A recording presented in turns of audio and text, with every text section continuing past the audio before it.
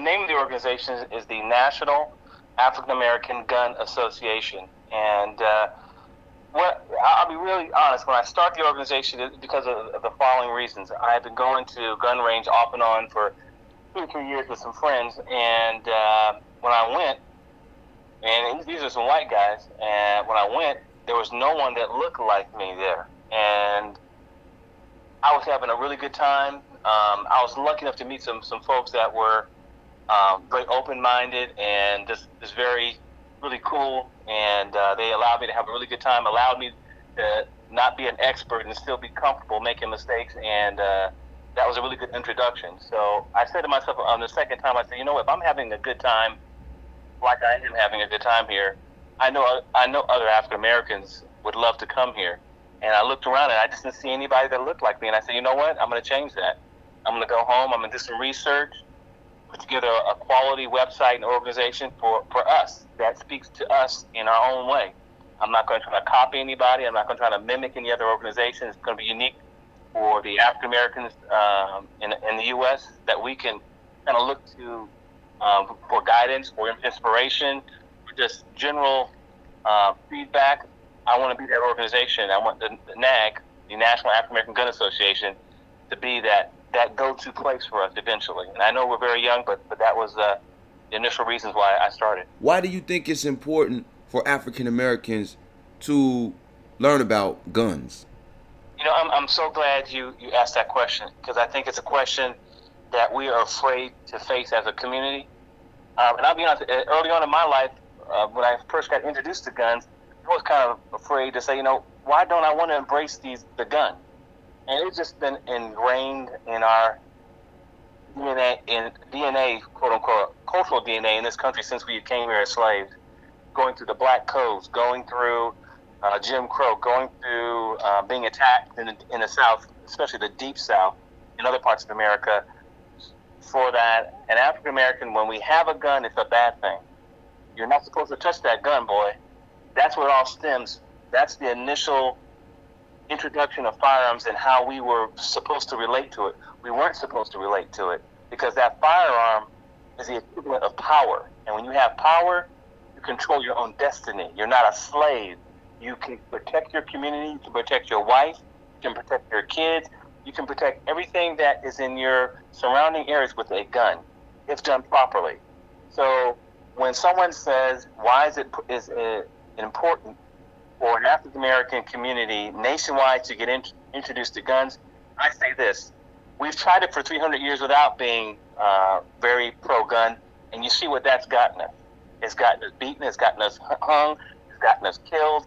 It has taken us down the road of being second-class citizens for a very long time in this country. So let's flip the switch and let's embrace having a gun. And I mean embrace it legally, correctly, educating yourselves and your community the right way, going to the fire range collectively as a group, learning how to shoot under duress, how to hold a gun, which gun is the best gun for you. Should you have a shotgun versus a Glock? Whatever the case may be, getting expertise from other African American members who have that knowledge and pass it on to one another. When that happens, and it should happen, that's when your community can protect itself. That's when you have control of your destiny. You can keep drugs out of your community. You can keep riffraff out of your community. You really have a controlling hand on how you move as a community. Because right now, different entities, different groups are running in and out of our community with no concern about anything because they know we don't have guns collectively. They know it. Right. And this is the blueprint that I always tell everyone to look at. Look at the Jewish community. If someone were to come to them, and I love my Jewish brothers, I want to say that right now. If someone were to come to them and say, you know what, you guys don't need to have guns in your houses. You don't need to have guns over in Israel. They would laugh you out the house, down the street, and kick you out. Because they know without any hesitation, that firearm is the only thing protecting them from slavery. And that's the mindset we have to start taking. Don't be apologetic about saying, I want to have a firearm for my family. Embrace that, because when you have a firearm for your house, it doesn't guarantee that you're going to be able to stop an intruder. It's not a carte blanche card that gives you superpowers, but it allows you to have a chance. If someone breaks in your house at 2 a.m.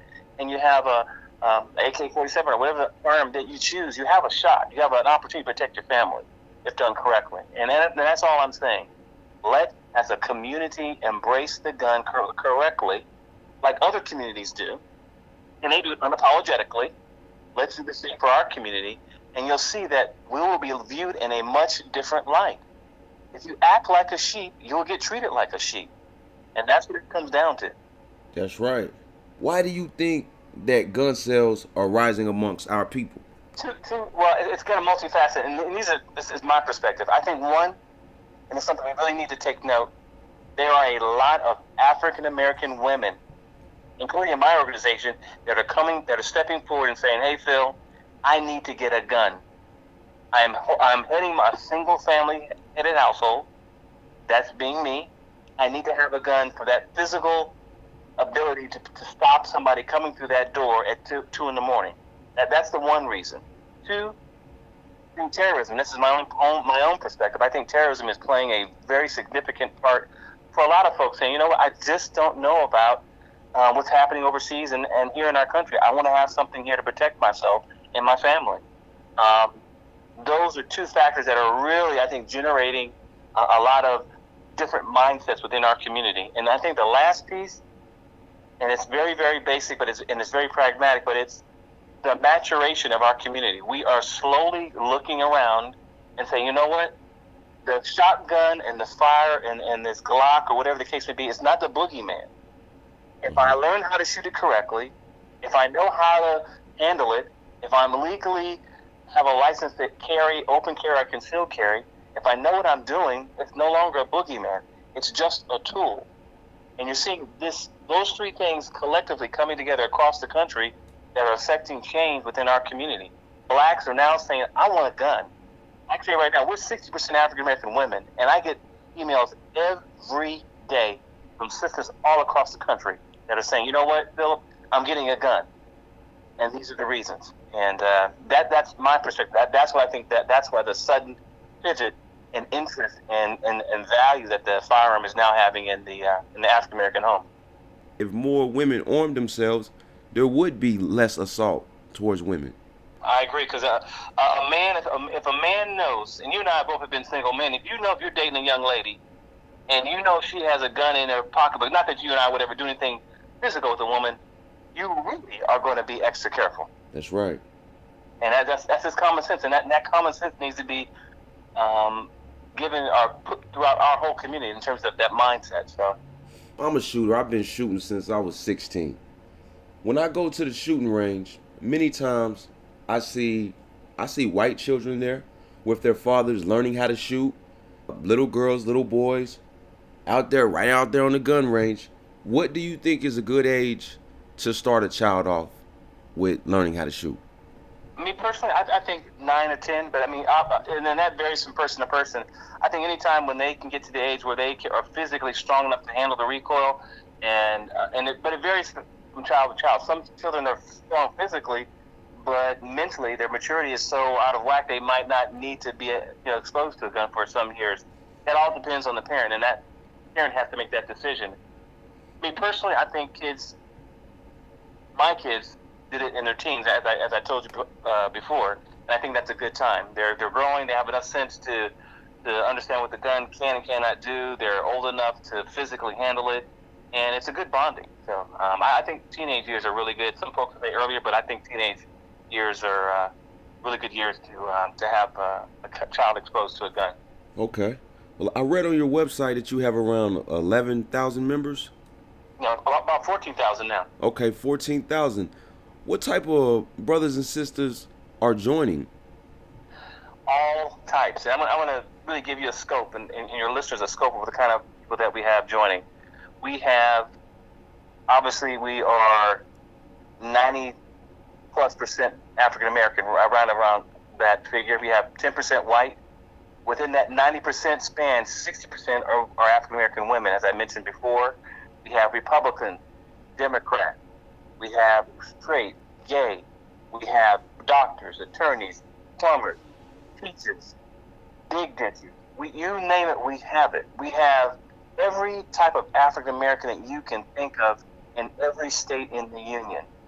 And I say that proudly because it must be catching on in terms of the organization, just from a common sense perspective, in terms of the message must be having some validity, because so many different types of people with different backgrounds are joining. But the one common thread that they all believe in is that they need a gun and they should have the right to own a gun. I'm not talking about someone going out trying to march with berets and the boot stompers and all that kind of stuff. I'm just talking about ordinary folks saying, you know what, I need a gun.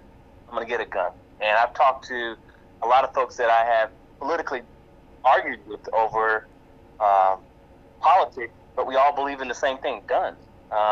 One of the great things about our club here in Atlanta, because I think we have the largest African American gun club in the U.S. with about 200 and some odd members. Shooting sessions, but after we shoot, we have pizza. We go eat pizza, hot dogs, hamburgers, and we talk about different views. And we're not monolithic. We have different views on everything. So that's a good thing to know, that different kinds of folks across the country are joining, from California to Connecticut to Florida to South Dakota, North Dakota, Texas, New Mexico, you name a state, we have members in that state. What's interesting about Chicago is there's a lot of violence, but that city has some of the toughest gun laws. Why do you think this is, and what could be done about that? You know, I talk about this probably every day, specifically Chicago, because there's a lot of members that live in Illinois, particularly Chicago. I'm gonna say one thing, and this is my view, but this is how I believe in it regarding Chicago. You can't legislate morality. One. If somebody's gonna do something wrong, they're gonna do something wrong. Two, if you take somebody, don't give them a good education, over incarcerate them, put felonies upon felony on top of them, put them in an educational system that is basically pushing them through, and they come out not able to function in society. They can't get a job. And on top of that, put some of the most oppressive and racist law enforcement officers in the U.S. around them and to interact with them, you will have a Chicago.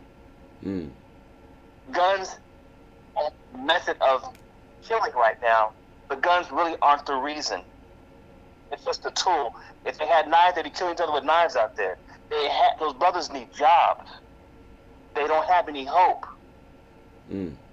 I would do the same thing. If you put me in an area, I can't get a job. I've got 2 or 3 felonies on me, so I can't get hired. My kids got to eat. My wife's got to eat. I'm going to do what I got to do. And that's what's happening out there. And people don't want to sit back and be honest in that conversation. Those brothers just didn't wake up one morning and start saying, I want to start killing other black men. They're trying to survive. And that's what's happening. But what's happening, when people look at the violence, they're saying, it's the gun, it's the gun, it's the gun. No, it's not the gun. Those brothers don't have any hope out there. And what we need to do as a community nationally is to come together and help those folks. That's what needs, and that's my perspective. And I think it's a shame. It hurts me because I have a son that's 6'2". He's a man. If you look at him, he looks like a man. He's a tall kid. And when I see his face, I see those faces of those same young black boys in Chicago that are getting killed just needlessly over sneakers, over drugs, over territory that they don't even own. It's a shame, but the gun is not the reason why the violence is happening. Is it part of the process? Absolutely. I'd be foolish if I said otherwise. But it's not the reason. Dig deep and you'll find the reason. Them brothers don't have any opportunity out there. There's nothing there for them. Some of them are illiterate. Some of them have come from homes that I don't know if I could survive out of. So that's my perspective on that. Okay, so do you think that if more black people, I'm talking about the ones, because we do got a lot of brothers who are out of work and who's going through some tough times, but then we also have a part of the community who's just terrorizing the community, basically. So right. Do you think that it would make the community safer if the brothers and sisters in Chicago arm themselves against those types? I'm going to say this, and I'm going to say this very, very emphatically. Criminals are going to have guns regardless. Right. You can put all the gun laws you want. I come from California, and I tell you, I know I know what real gangs look like. Crips, Bloods, all this other stuff. We can talk about that in a later time. Yeah. So they have very restrictive gun laws in California. But I tell you one thing: there's more guns out there than you can ever imagine in California with those gangs. And the same thing is going on in Chicago. If I want to get a gun in Chicago, I go get a gun. You can put any kind of gun law, restricted this and that on it. I'm going to get that gun. So if you take away the guns from the lawful abiding people, you have basically said, you know the crooks are going to have their guns anyway. Now you leave me out here totally unprotected where I'm just a victim every day. Get my car taken. I'm getting accosted walking down the street. I'm getting burglarized in my home. No, the people that are left there definitely need to have guns. Absolutely. That's right. And should not shy away from saying it. I need a gun. We need guns. Police are not going to come in and save them. If somebody breaks into your home, you got about 90 seconds, 90, before they get to your bed. Sitting there looking at you. So, what's going to happen during that conversation? You can't beg and plead because these guys are coming in there shooting, killing everybody, raping your wife and kids, and taking your money. Right. So that's my perspective on that. I think we do need the guns, and I think the guns need to be in plentiful amount for those law-abiding citizens in Chicago.